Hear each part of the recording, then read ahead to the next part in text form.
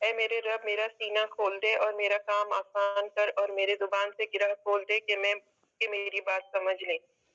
غزوات پر ایک نظر۔ نبی صلی اللہ علیہ وآلہ وسلم کے غزوات، سرایہ اور فوجی مہمات پر ایک نظر ڈالنے کے بعد کوئی بھی شخص جو جنگ کے ماحول، پس منظر و پیش منظر اور آثار و نتائج کا علم رکھتا ہو، یہ اعتراف کیے بغیر نہیں رہ سکتا کہ نبی صلی اللہ علیہ وآلہ وسلم دنیا کے سب سے بڑے اور باکمال فوجی کمانڈر تھے۔ آپ صلی اللہ علیہ وآلہ وسلم کی سوجھ بوجھ سب سے زیادہ درست اور آپ صلی اللہ علیہ وسلم کی فراست اور بیدار مغزی سب سے زیادہ گہری تھی۔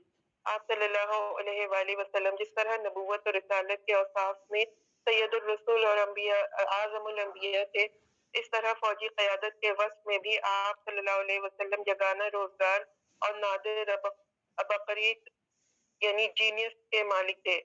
چنانچہ آپ صلی اللہ علیہ وسلم نے جو بھی مارکہ آرائی کی، اس کے لیے ایسے حالات و جہات یعنی ڈائریکشنز کا انتخاب فرمایا جو حزم و تدبر اور حکمت و شجاعت کے عین مطابق تھے۔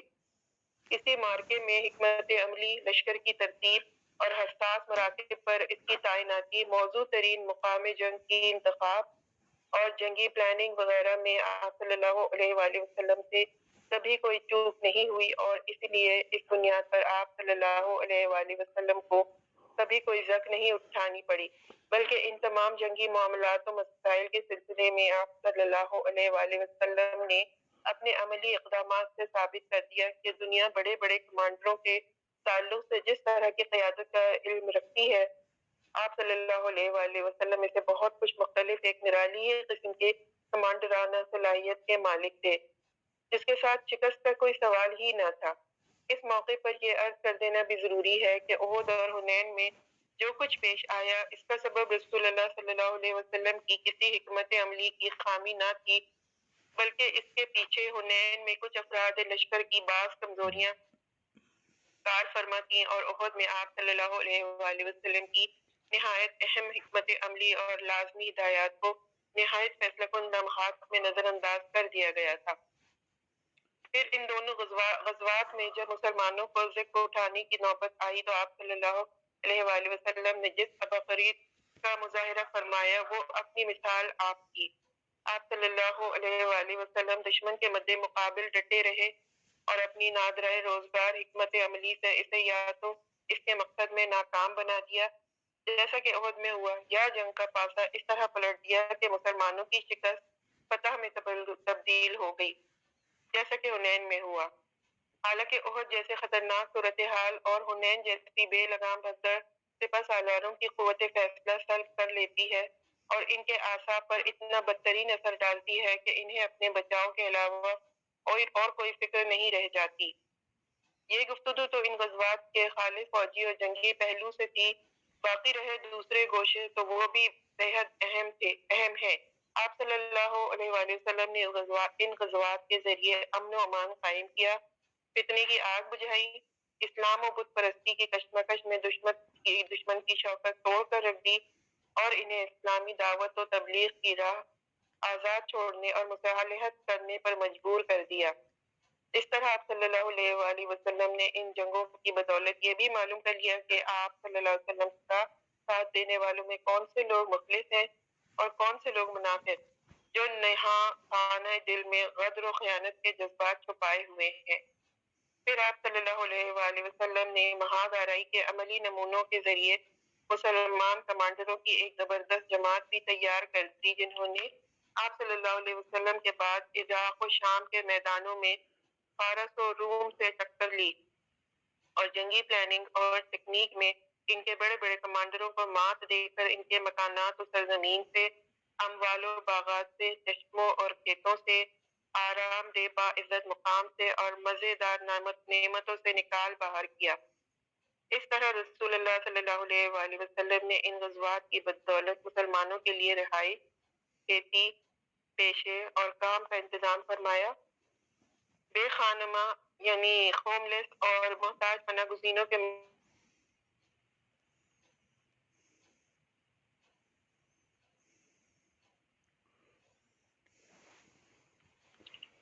آپ کی آواز چلی گئی۔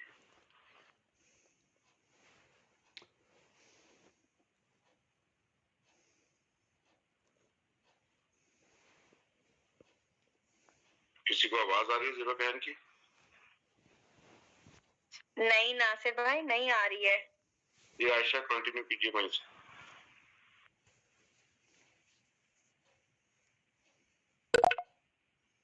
مجھے پلیز ذرا بتا دیں کہاں پہ تھی میم. میں ذرا فون میرا کسی اور ونڈو پہ کھلا ہوا تھا.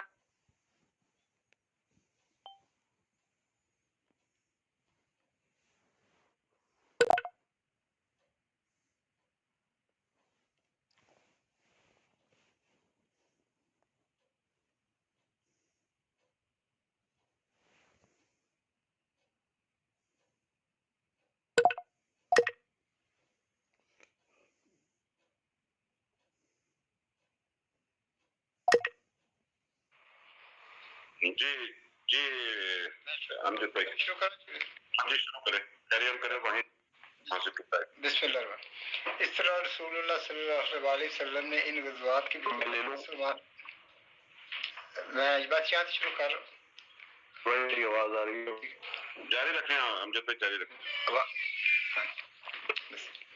اس طرح رسول اللہ صلی اللہ علیہ وسلم نے ان غزوات کی بدولت مسلمانوں کے لیے رہائش، کھیتی، پیشے اور کام کا انتظام فرمایا.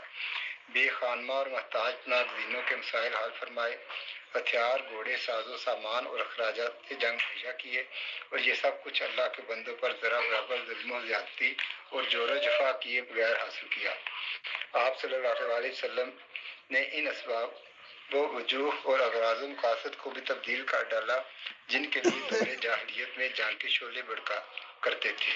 یعنی دور جاہلیت میں جنگ نام تھی لوٹ مار اور قتل و غارت گری کا، ظلم و زیادتی اور انتقام و تشدد کا، کمزوروں کو کچلنے، آبادیاں ویران کرنے اور عمارتیں ڈھانے کا، عورتوں کی بے حرمتی کرنے اور بوڑھوں بچوں اور بچوں کے ساتھ سنگدلی سے پیش آنے کا، کھیتی باڑی اور جانوروں کو ہلاک کرنے اور زمین میں تباہی و فساد مچانے کا. مگر اسلام نے اس جنگ کی روح تبدیل کر کے اسے ایک مقدس جہاد میں بدل دیا، جسے نہایت موزوں اور معقول اسباب کے تحت شروع کیا جاتا ہے، اور اس کے ذریعے ایسے شریفانہ مقاصد اور بلند پایہ اغراض حاصل کیے جاتے ہیں جنہیں ہر زمانے اور ہر ملک میں انسانی معاشرہ کے لیے باعث اعزاز تسلیم کیا گیا ہے. کیونکہ اب جنگ کا مفہوم یہ ہو گیا تھا کہ انسان کو قہر و ظلم کے نظام سے نکال کر عدل و انصاف کے نظام میں لانے کی مسلح جہد و جہد کی جائے. یعنی ایک ایسے نظام کو جس میں طاقتور کمزور کو کھا رہا ہو، الٹ کر ایک ایسا نظام قائم کیا جائے جس میں طاقتور کمزور ہو جائے جب تک کہ اس سے کمزور کا حق لے نہ لیا جائے.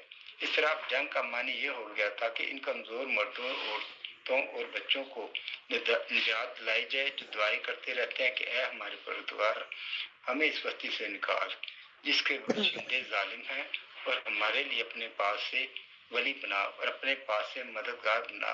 نیز اس جنگ کا معنی یہ ہو گیا اللہ کی زمین کو غدر و خیانت، ظلم و ستم اور بدی و گناہ سے پاک کر کے اس کی جگہ امن و امان، رافت و رحمت، حقوق رسانی اور مربت رسانیت کا نظم بحال کیا جائے. رسول اللہ صلی اللہ علیہ وسلم نے جنگ کے لیے شریفانہ ضابط بھی مقرر فرمائے اور اپنے فوجیوں اور کمانڈروں کو ان کی پابندی لازمی قرار دیتے ہوئے کسی حال میں ان سے باہر جانے کی اجازت نہ دی.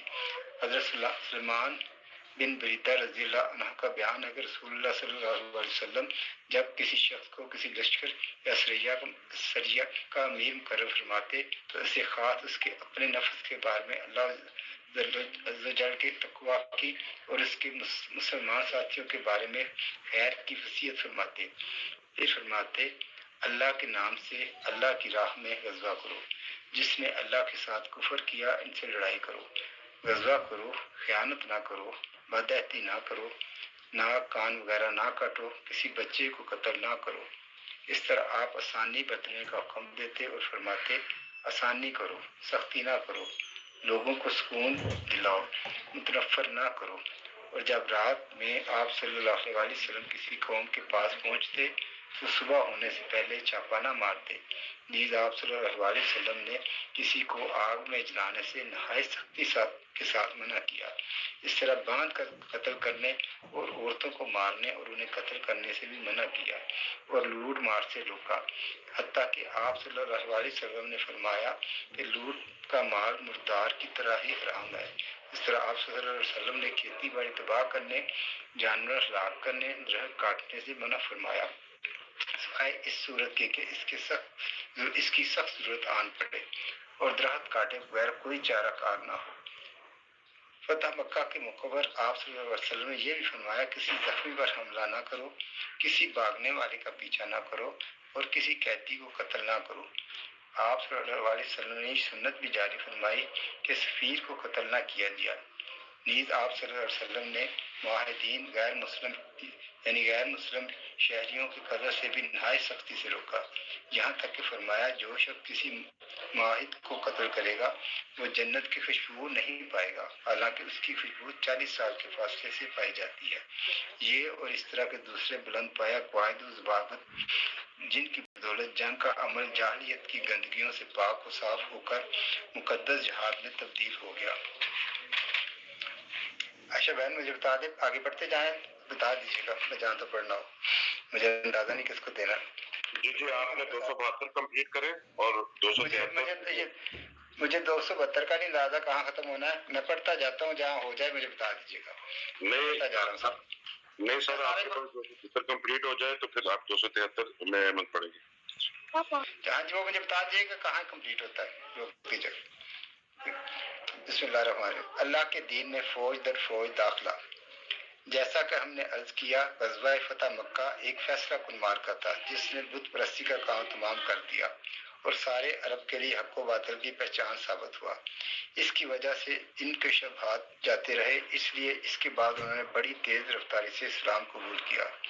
حضرت عمر بن سلمہ کا بیان ہے کہ ہم لوگ ایک چشمے پر آباد تھے جو لوگوں کی گزرگاہ تھا، ہمارے ہاں سے قافلے گزرتے رہتے تھے اور ہم ان سے پوچھتے رہتے تھے لوگوں کا کیا حال ہے، اس آدمی یعنی نبی صلی اللہ علیہ وسلم کا کیا حال ہے اور کیسا ہے؟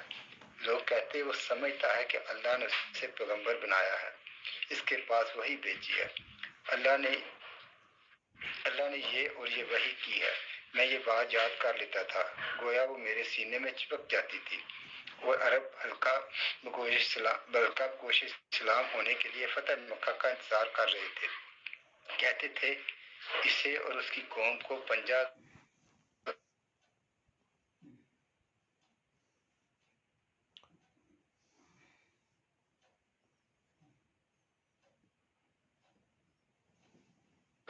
جب مکہ کا واقعہ پیش آیا تو ہر قوم نے اپنے اسلام کے ساتھ مدینہ کی جانب پیش رفت کی اور میرے حضرت بھائی جی یہ ہم لوگ مس کر گئے ہیں، اگر 2 سینٹنس ذرا پیچھے سے پڑھیے گا۔ چلیے کوئی نہیں، میں شروع سے پڑھ دیتا ہوں، اس کو فون کر لیتا ہوں، میں شروع سے پڑھ دیتا ہوں۔ اللہ کے دین میں فوج در فوج داخلہ۔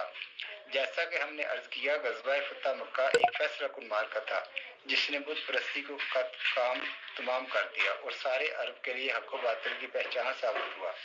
اس کی وجہ سے ان کے شبہات جاتے رہے، اس لیے اس کے بعد انہوں نے بڑی تیز رفتاری سے اسلام قبول کیا۔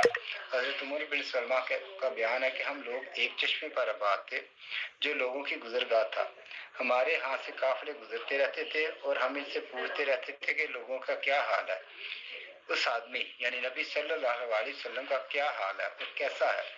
لوگ کہتے وہ سمجھتا ہے کہ اللہ نے اسے پیغمبر بنایا ہے، اس کے پاس وحی بھیجی ہے، اللہ نے یہ اور یہ وحی کی ہے۔ یہ بات یاد کر لیتا تھا، گویا وہ میرے سینے میں چپک جاتی تھی۔ اور عرب حلقہ بگوش اسلام ہونے کے لیے فتح مکہ کا انتظار کر رہے تھے، کہتے تھے اسے اور اس کی قوم کو پنجہ آزمائی کے لیے چھوڑ دو، اگر وہ اپنی قوم پر غالب آ گیا تو سچا نبی ہے۔ چنانچہ جب فتح مکہ کا واقعہ پیش آیا تو ہر قوم اپنے اسلام کے ساتھ مدینہ کی جانب پیش رفت کی اور میرے والد بھی میری قوم کے اسلام کے ساتھ تشریف لے گئے۔ اور جب خدمت نبی صلی اللہ علیہ وسلم سے واپس آئے تو فرمایا، میں تمہارے پاس خدا کی قسم ایک نبی برحق کے پاس سے آ رہا ہوں۔ آپ صلی اللہ علیہ وسلم نے فرمایا کہ فلاں نماز فلاں وقت پڑھو، فلاں نماز فلاں وقت پڑھو، اور جب نماز کا وقت آ جائے تو تم میں سے ایک آدمی اذان کہے، جسے قرآن زیادہ یاد ہو وہ امامت کرے۔ اس حدیث سے اندازہ ہوتا ہے کہ فتح مکہ واقعات حالات کو تبدیل کرنے میں، اسلام کو قوت بخشنے میں، اہل عرب کا موقف متعین کرانے میں اور اسلام کے سامنے انہیں سفر انداز کرنے میں کتنے گہرے اور دور رس اثرات رکھتا تھا۔ یہ کیفیت غزوہ تبوک کے بعد بہت پختہ سے پختہ تر ہوگی۔ اس لیے ہم دیکھتے ہیں کہ ان 2 برسوں 9 ہجری اور 10 ہجری میں مدینہ آنے والے وفود کا تانتا بندھا ہوا تھا اور لوگ اللہ کے دین میں فوج در فوج داخل ہو رہے تھے، یہاں تک کہ وہ اسلامی لشکر جو فتح مکہ کے موقع پر 10,000 سپاہ پر مشتمل تھا، اس کی تعداد غزوہ تبوک میں، جبکہ ابھی فتح مکہ پورا 1 سال بھی نہیں گزرا تھا، اتنی بڑھ گئی کہ وہ 30,000 فوجیوں کے ٹاٹھے مارتے ہوئے سمندر میں تبدیل ہو گیا۔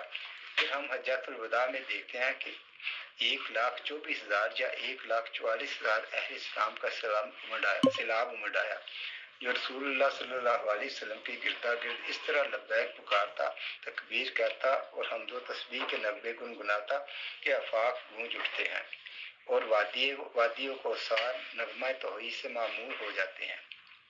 وفود، اہل مفاضی نے جن وفود کا تذکرہ کیا ہے ان کی تعداد 70 سے زیادہ۔ بھائی یہاں آپ رک جائیں، یہاں میری بات۔ جی ٹھیک ہے۔ السلام علیکم۔